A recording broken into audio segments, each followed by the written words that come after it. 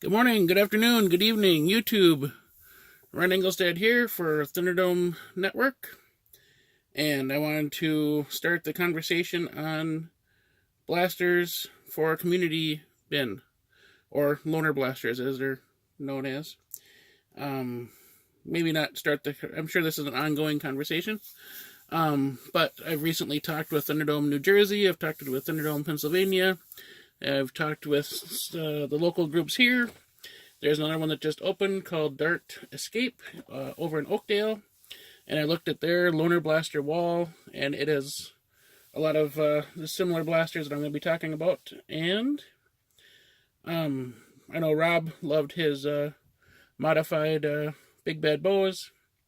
And with Project My Neighborhood, he is also kind of on the same wavelength I am. And what I'm talking about is the difference between Springers and battery-powered blasters. When you have loaners and you have a club and you are trying to maintain a dart pool and you're trying to maintain blasters and you're trying to arrange venues and you have equipment and you have bunkers to set up and you have, the list goes on when you are running events.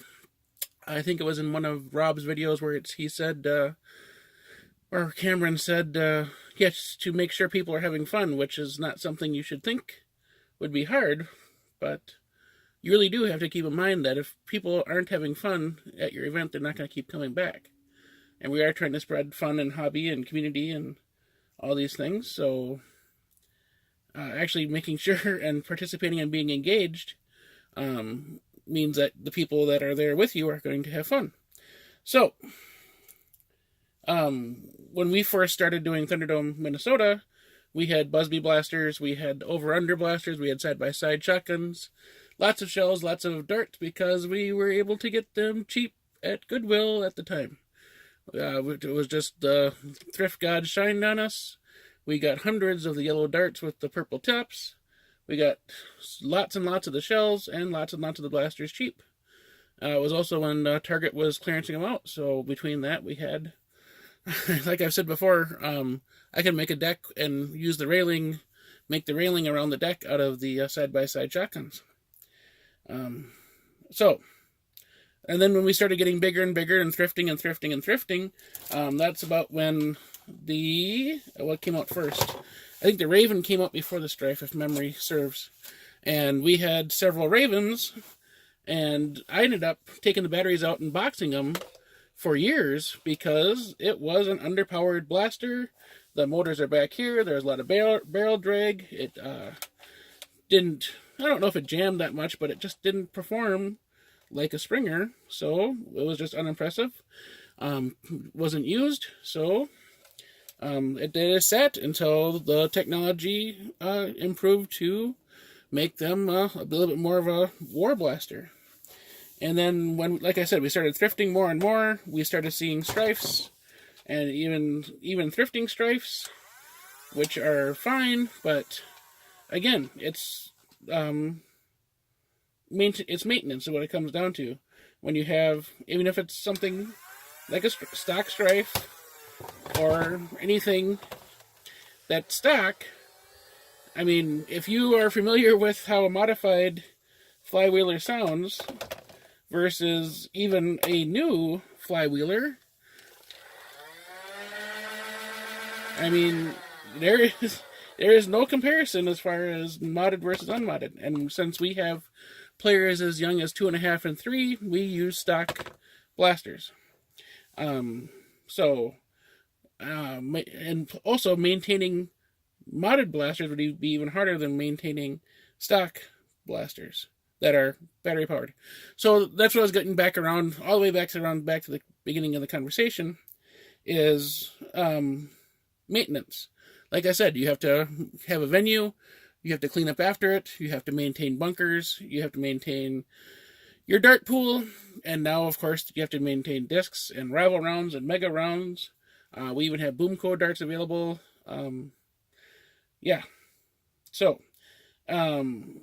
one time we were putting away the blasters, we didn't go around through everything closely enough, and then we didn't battle for a little while, and then we went back and There was a Stampede that had 6C batteries go to crap on the inside of it and turned it into a snowflake snow globe with all the corrosion. And so it had gotten in deep. I didn't want to clean it out, so we just pitched it. And therefore, even though you may think, oh, well, all you gotta do is take the double A batteries out, put them away, and put them back in next time. Which, you're right, that's not that big a deal. But it's the maintaining of the batteries.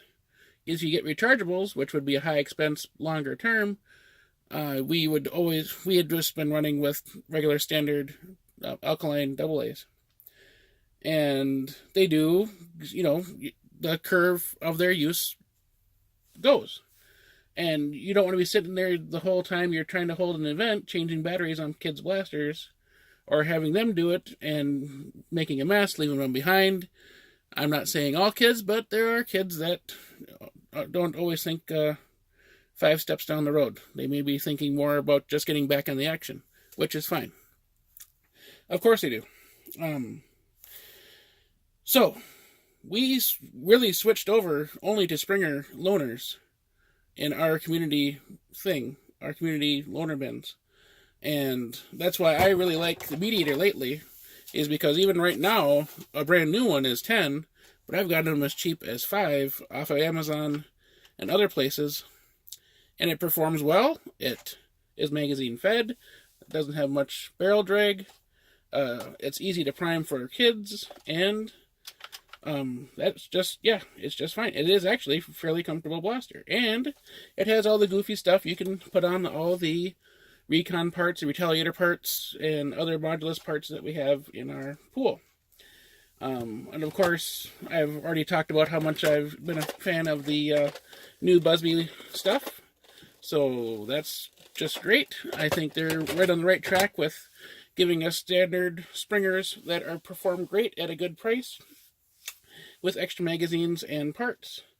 But I also think that's why the phenomenon of the Kronos has taken off so much, is because it also has some mod potential, but you don't have to upgrade the spring.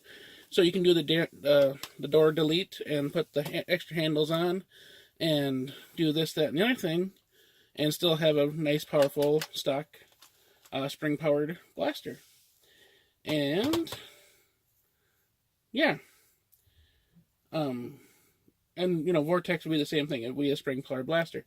So when you're putting all the blasters away, as long as you go through, and this is when we put our blasters away, go through and make sure that it's not primed. And a lot of times we take the magazine out because you want to check the magazines to see if there's darts in them, because otherwise it'll wear out the spring of the magazine, and of course it'll hopelessly crush the darts over time.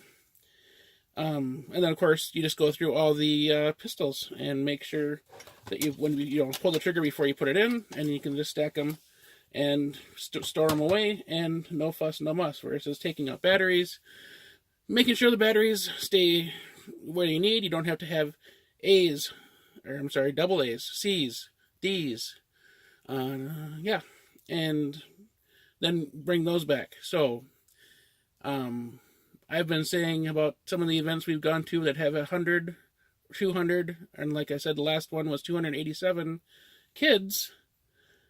When they come at you with looking for batteries, that'd be a monumental task to supply 4 for each one of these.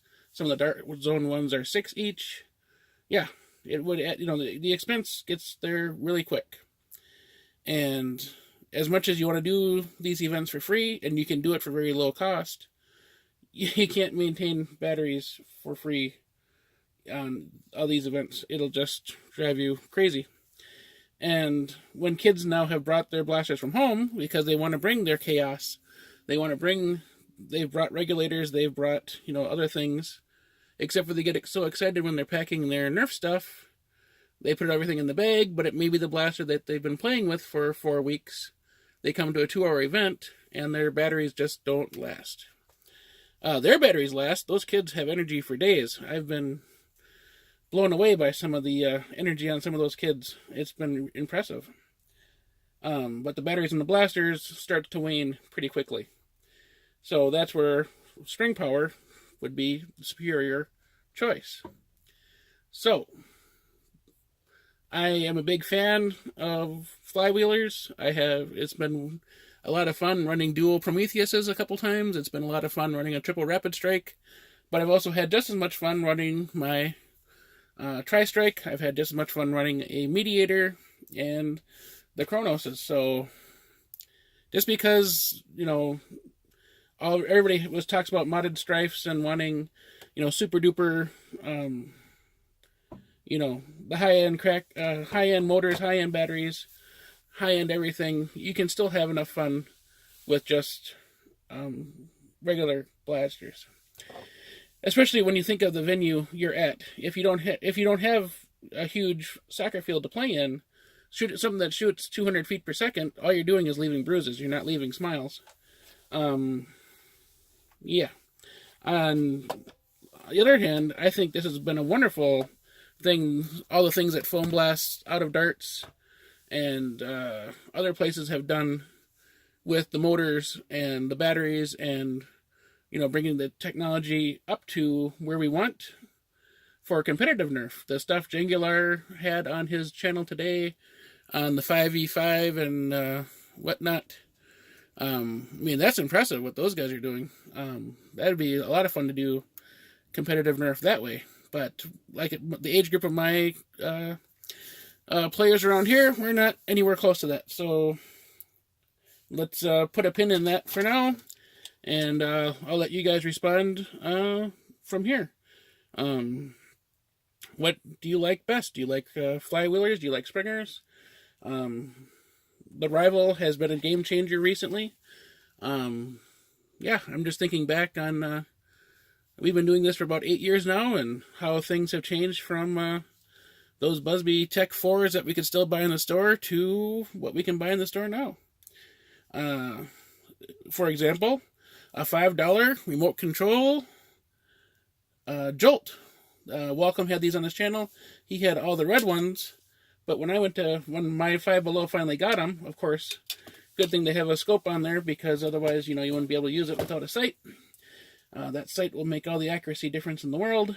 Who would have thought that, 8 years ago we'd have a $5 remote control Jolt, and one that works on 2 different frequencies, because the blue is on that frequency and the red is on that frequency, and they both are independent. Now I know there'd be an army of blue and an army of red, but still, that's just awesome. So, like I said, I'll leave it there. You guys now tell me. What do you like better in your loaner bin? Springers, flywheelers, Rival, Vortex? The debate begins.